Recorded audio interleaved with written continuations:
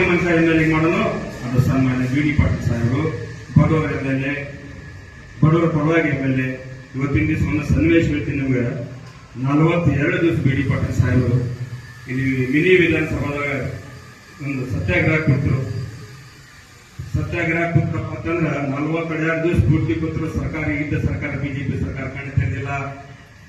ಕಣ್ಣು ತೆರೆಸ್ಬೇಕಂದ್ರೆ ಏನ್ ಮಾಡ್ಬೇಕಂತ ವಿಚಾರ ಮಾಡಿದ್ರು. ನನ್ನ ಸ್ವಂತ ರಕ್ತ ಬರೆದ್ರು ಅವರಿಗೆ ಕಣ್ಣು ತೆಗಿತಾರೆ ಅಂತ ತಮ್ಮ ಸ್ವಂತ ರಕ್ತ ರಮೇಶ್ ಡಾಕ್ಟರ್ ಸಾಹೇಬ್ ಹಿಂದೆ ಏನಾದ ಅವರೇ ತೆಗೆದು ನೋಡಿ. ನಾನು ಸ್ವಂತ ರಕ್ತಿಲಿ ನೀವು ಯಾರು ಲೆಟರ್ ಬಂದು ಕೇಳಿದ್ರಿ ಸರ್ಕಾರಕ್ಕೆ ಇಷ್ಟು ಉತ್ತರ ಬರ್ದಾರ.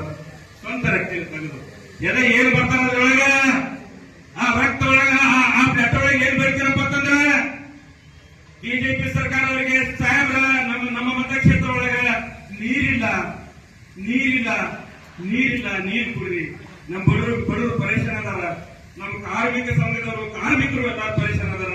ಅವ್ರ ಹೊಲಕ್ಕೆ ನೀರು ಹೋಯ್ತಪ್ಪ ಅಂತಂದ್ರೆ ಒಂದ್ ಎಕರೆ ಇರ್ಲಾಕ, 10 ಎಕರೆ ಇರ್ಲಾಕ, 2 ಎಕರೆ ಇರ್ಲಾಕ ಅವ್ರು ದುಡಿಯೋದು ಬಿಡ್ತದ. ತಮ್ಮ ಸ್ವಂತ ಹೊಲದಾಗಿನ ಕೆಲಸ ಮಾಡಿ ಬದುಕ್ಲಾಕ ಬಾಳ್ಲಿಕ್ಕ ಸಾಧ್ಯ ಅಂತ ಸರ್ಕಾರಕ್ಕೆ ಒಂದು ಲೆಟರ್ ಬಿಡ್ತಾರ. ಅದು ತಮ್ಮ ಸ್ವಂತ ರಕ್ಷಣೆ. ಆದ್ರೂ ಆ ಸರ್ಕಾರ ಏನ್ ಮಾಡ್ತದ, ಅದಕ್ಕೆ ತಿಳಿಸ್ಕೊಡ್ತದ. ಅದ್ರ ಕಡೆ ಕಟ್ಟೆ ಒಟ್ಟೆ ಗಮನ ಕೊಡೋದು, ಹಂಗೆ ಬರ್ತಿರ್ಬೇಕಂತ. ಆದ್ರ ಸರ್ಕಾರ ಕೇಳ್ತೀರಿ, ಒಂದು ರಕ್ತ ಹನಿ ನಮ್ಮ ಮೈಯಾಗ ಬರ್ಬೇಕಂದ್ರೆ ನಾವು ಎಷ್ಟು ತಿನ್ಬೇಕಂತ ನಿಮ್ಗೆ ಗೊತ್ತದ.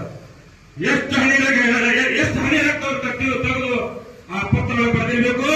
ನಿಮ್ ಅಂತಃಕರಣ ಬಂದಿಲ್ಲಲ್ರಿ, ಇಂಥವ್ರಿಗೆ ನೀವು ಮಾಡಿದ್ರೆ ಹ್ಯಾಂಗ